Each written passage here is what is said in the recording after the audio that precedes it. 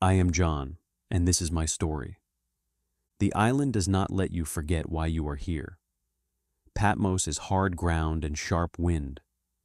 The rocks hold the heat of the day and release it at night, as if the earth itself breathes slowly beneath you. I wake to the sound of waves striking stone again and again, steady, unyielding. There are no crowds here, no familiar voices, only distance, only silence broken by the sea. I was sent here because I would not be silent about him. Some days I feel the weight of that choice. I know what I have seen, what I have touched with my own hands, the word of life. I walked beside him. I heard his voice. I leaned close enough to hear his breath. But now there are moments when the memory presses against the present, and I feel the tension inside me. Did I speak too boldly? Did I refuse when I could have stepped back and stayed with the others? The questions come quietly, like the tide, rising and falling. Yet even in that tension, something steadier holds me. I cannot deny what I know. On that day, I was alone again, standing where the land meets the sea. The air was thick, and the sky stretched wide and empty. My body felt worn from the labor and the isolation. My hands, once used to writing letters and breaking bread with brothers, now carried the roughness of stone and salt. I remember thinking how small everything felt, my strength, my reach, my place in the world. Then it happened. At first, it was a sound. Not the wind, not the sea. This sound cut through everything, clear and sharp, like a trumpet splitting the air. It did not come from far away. It came behind me, close enough to make my chest tighten. My first instinct was to turn quickly, to face whatever had entered that silent place, but something held me for a moment. A hesitation. A sense that what I was about to see would not leave me unchanged. I turned, and what I saw did not fit within anything I had known before. There was one standing before me, and yet he was more than a man. His presence filled the space in a way that pressed against me, like the air had grown heavy with weight. He wore a robe that reached down, and a golden sash lay across his chest. His hair was white, white like wool, like snow that reflects light so strongly it almost hurts the eyes. His eyes were like fire. Not a flicker, not a small flame, but a steady, searching burn that felt as if it moved through me, not just over me. I could not look away, and yet I could not endure it.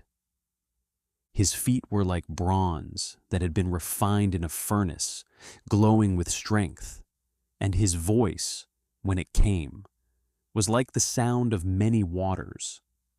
It was as if every wave I had heard crashing against Patmos was gathered into one voice and released at once. In his right hand, he held stars. From his mouth came a sharp sword, and his face shone like the sun at full strength. I felt the light more than I saw it, pressing against my eyes, forcing them down. This was not the Jesus I had known along the dusty roads. Or rather, this was him, but unveiled. My thoughts could not keep pace.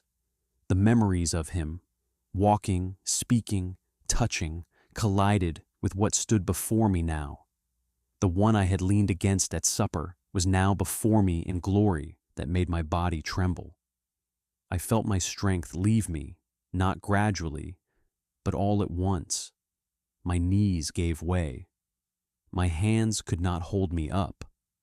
I fell at his feet as though I were dead.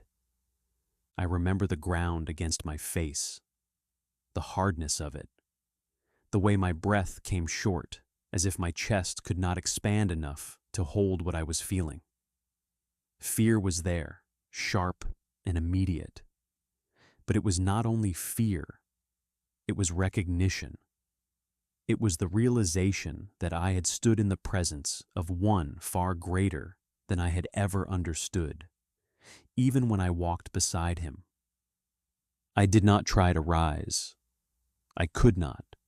Then I felt it. His hand. It was his right hand, the same hand that held the stars, now resting on me. The touch was firm, real, not distant or untouchable. It grounded me in a moment that could have consumed me entirely. Do not be afraid. The words did not remove the weight of what I had seen, but they steadied me within it. His voice, though powerful, carried something I knew. Authority, yes, but also a nearness I recognized. I am the first and the last. I am the living one. I was dead, and now look, I am alive forever and ever. As he spoke, my mind struggled to hold the meaning. I knew his death. I had seen it. I had stood near enough to hear his final breath, and now he spoke of life that could not be ended. Keys of death and Hades were his. The one before me was not limited by what I had witnessed before. He stood beyond it, above it, holding authority I had not fully grasped. I remained there, on the ground, feeling the weight of it settle inside me. The isolation of Patmos no longer felt like abandonment. It felt like preparation. Every moment of silence, every wave, every question, it had led to this. I did not stand because I chose to. I stood because he told me to write. The command was clear, and it carried purpose that cut through my fear. What I had seen was not only for me, it was for the churches. It was for those who would need to know that the one they follow is not weak, not distant, not defeated. As I rose slowly, my body still unsteady, I understood something I had not fully known before. The Jesus I loved had never been small. My understanding had been.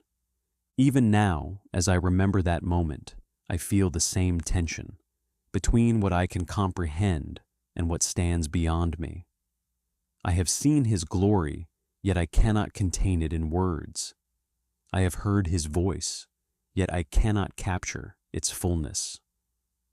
But I write, because he told me to. The reference scripture is Revelation 1:9-18.